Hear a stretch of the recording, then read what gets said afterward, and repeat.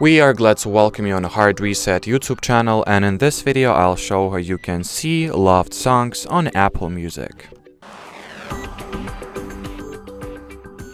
So whatever is that you guys mean by loved songs, in order to see your library, the songs that are, or the tracks that are added to your Apple Music library, you'll need to, well, at this bottom section, open the library.